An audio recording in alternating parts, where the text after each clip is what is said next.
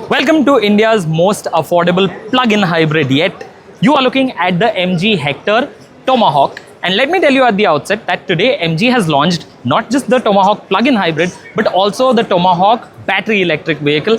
I'll get to that in a bit, but we're going to start with the plug-in hybrid because I think this is the biggest talking point here today. But before I show you around this SUV and tell you all about its features, make sure you subscribe to Car and Bike and hit the bell icon so you're notified every time we come out with a new video.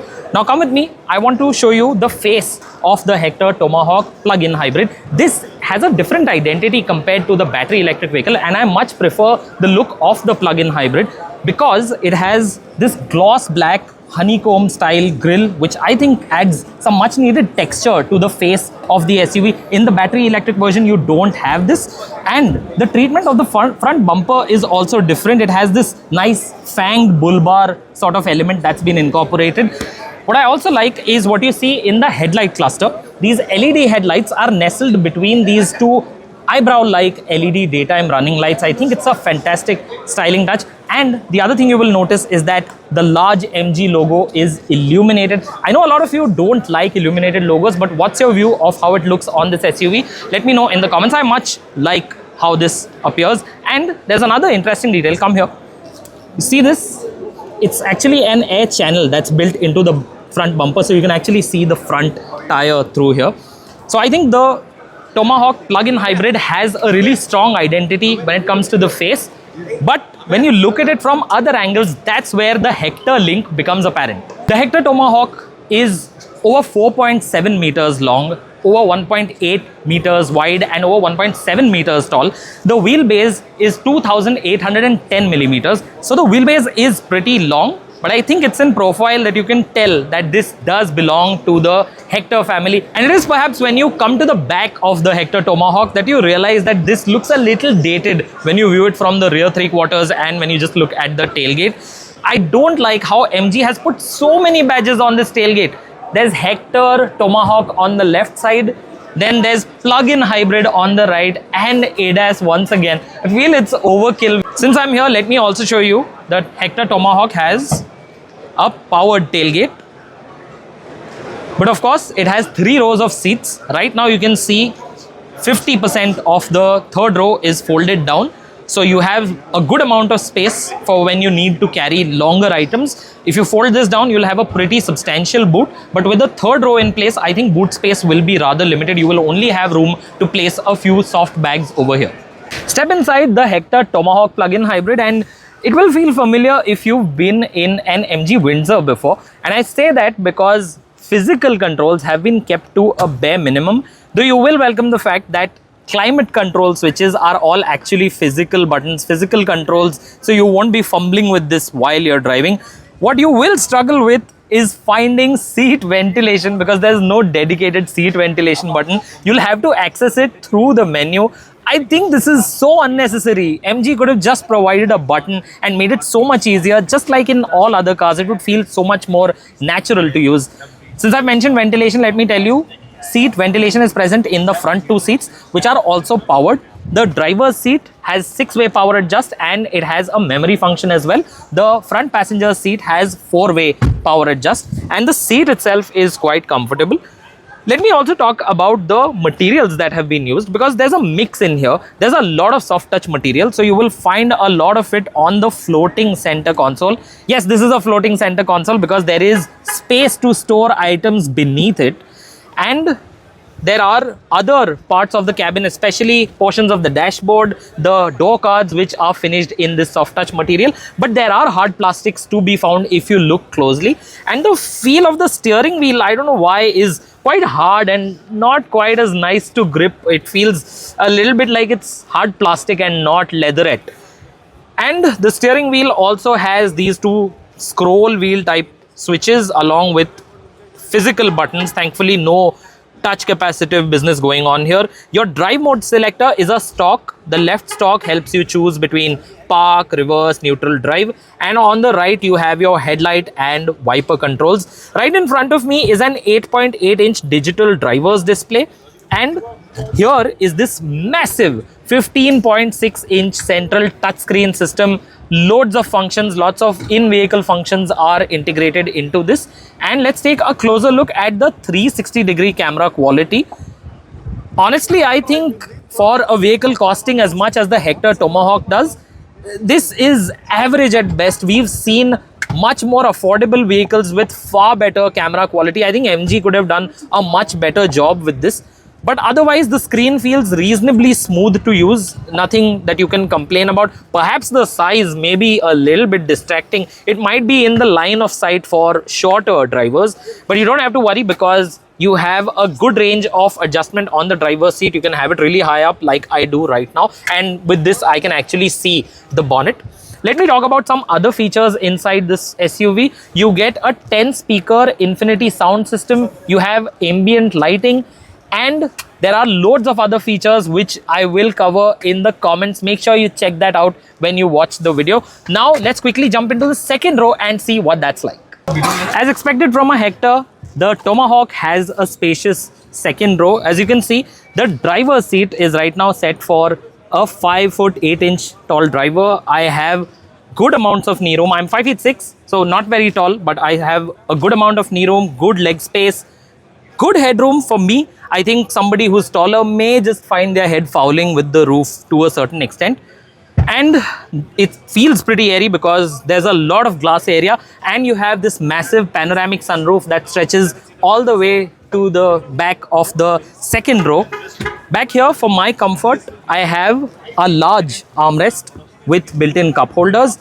I have a rear sunshade and everything feels nice to the touch. There is a lot of soft touch material that has been used all over the cabin. Not only are the seats comfortable, but they also afford you a great degree of flexibility because the second row can slide fore and aft. So you can see it can be this far forward or it can go this far back. So you can adjust and provide some additional legroom to those in the third row seats.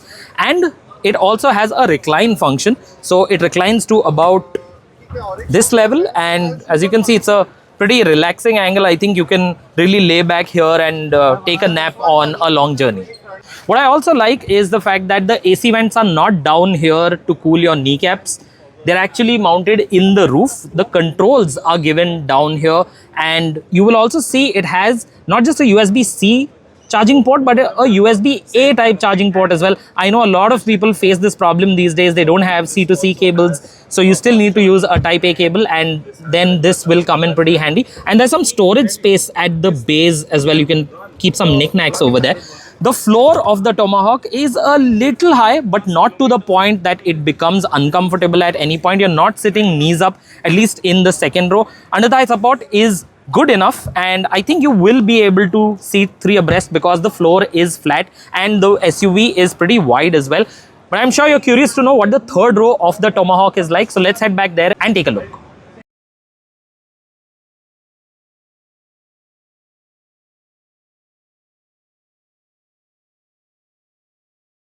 So now I'm in the third row, and because the second row is pushed all the way back, I actually have no knee room, no leg room. I'm actually sitting with my knees absolutely pushing against the second row seat back. Of course, there is the option to slide the second row forwards, but then I don't think there is that much knee room, that much leg room in the second row for you to be able to slide this a long way forwards. I'm pretty sure there can be a middle ground that you can find, but I think this third row might be best left to kids, and this is not meant for adults. You can only fit 2 people at the back here.